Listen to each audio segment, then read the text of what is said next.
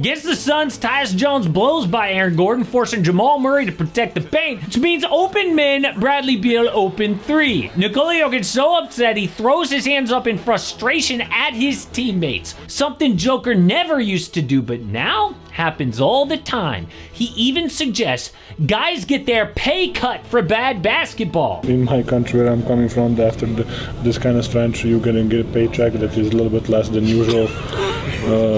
So maybe that's what we need to do. Everyone's laughing, but he had just scored 56 points before giving that quote. Yoke's talking about his teammates. Yeah, he knows they need a trade, but not the one everyone's talking about. What's wrong with this team? It's obvious, and Nikola Jokic knows the answer.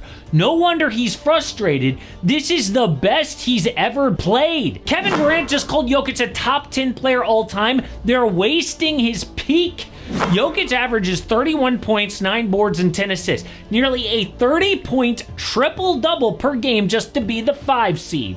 They lean on Jokic so much. Without him, Denver probably misses the playoffs. Right now, he is favored to win MVP, which would be 4 MVPs in 5 years. The only other player to do that is LeBron James. Right now, we're getting LeBron early Cavs vibes. Okay, it's not that bad, but could they win the title this year? Not even close. Why?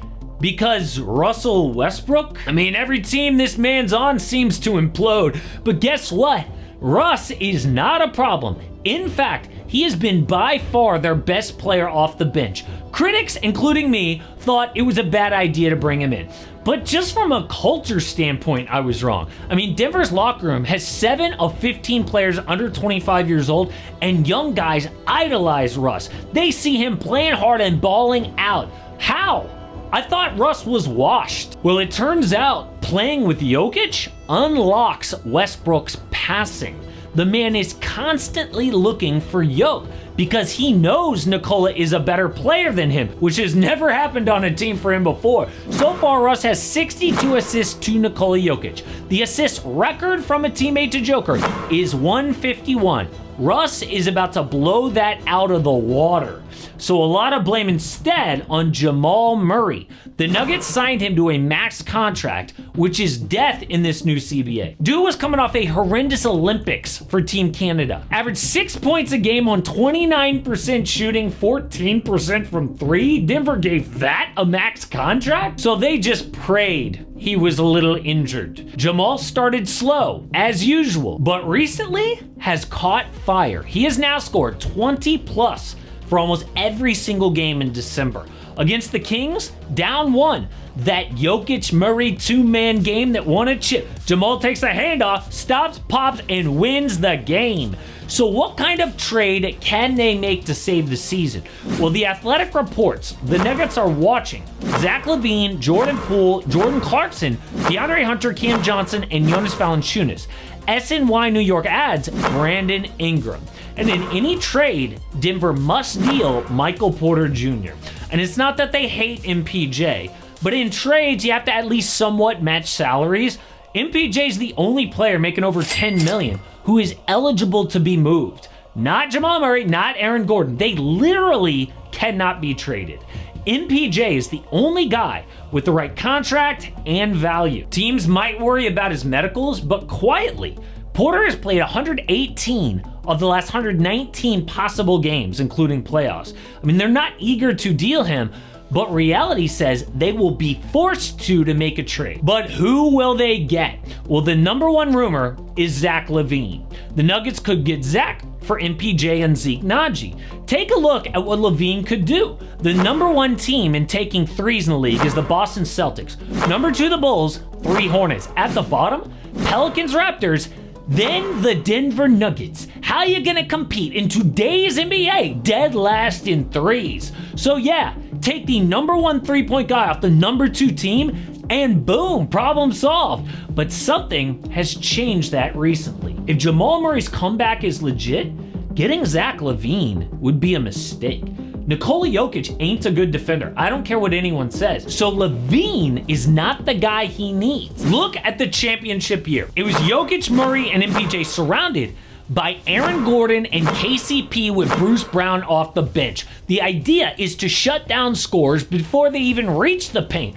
Oh, Jokic can't defend the rim? Doesn't matter if they can't even get there. Christian Brown was supposed to be that perimeter defender, but so far he has a 115 defensive rating, worst since his rookie year. It turns out shooting threes is not the problem, it's defending them. I mean, yeah, they only make 11.6 threes this year, but last season was 11.5, championship year 11.7. This is normal. What's not normal? They allowed 11.2 threes a game to win the title. Last year it was 11.1, but this season 14.1, which may not sound like a lot. That's an extra 10 plus points a game when you factor in free throws. Zach LaVine is not going to solve that. He's going to make it worse. I know even I suggested a Zach LaVine trade recently, but Jamal Murray could be back. They need 2 wing defenders 10 times more than a Zach LaVine. However, despite the rumors, I don't think Denver is even considering Zach LaVine. How do I know this? Well, the GM Calvin Booth once said, "I want players we tried to develop and it's sustainable. If it costs us the chance to win a championship this year, so be it."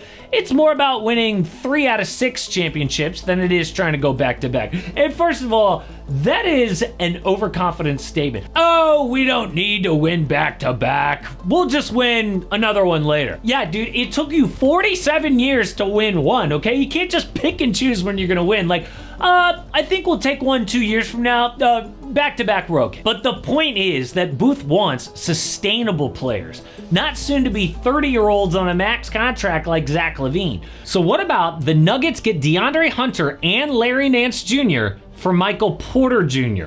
Denver only has 1 first to deal. This gets by without it. But both Hunter and Nance are plus defenders, and Hunter's having a great offensive season as well. This then slides Christian Brown back to the bench, where he's better, with Russell Westbrook, adding some depth. Now, I think the Nuggets would have preferred getting Dorian Finney-Smith before he went to the Lakers, but here they get Larry Nance. Yes, he did just break a small bone in his hand, but he will be back later in the season. Would be great for paint defense, but I really think that 2 starters for the price of 1 is an actual fix. But whatever they do, Denver cannot waste another year of Nikola Jokic in his prime, because as Joker just said to the media, they are not even close to where they need to be.